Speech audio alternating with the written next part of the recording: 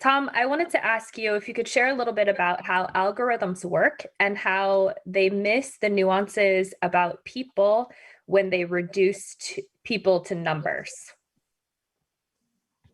Amanda, and that's exactly how they work. They're basically a set of instructions you give to a computer program to direct it how to make a decision. And because it's a machine, because it specializes in math, it doesn't understand nuance or context. It doesn't understand a story about a person. So basically what it's doing is using the past to make predictions about the future.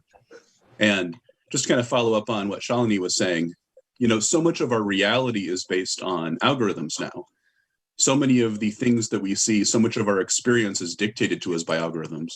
For example, most of the movies you see on Netflix, the things that are suggested to purchase on Amazon, the news that you see on Facebook, the friend suggestions on Instagram, even your matches on dating sites like Tinder are all algorithmically based, where the machine knows enough about you, it's trying to make predictions about what you'll like or what you'll be interested in.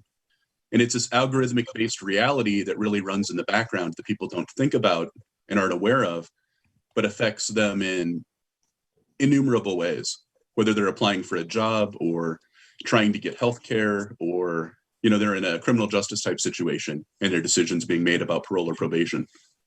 They're always working in the background and they're defining our reality.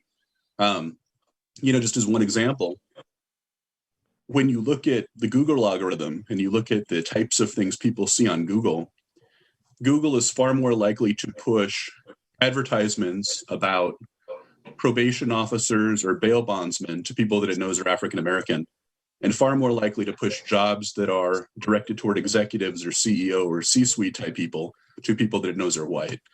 So there are very clearly some racial biases built into all of that.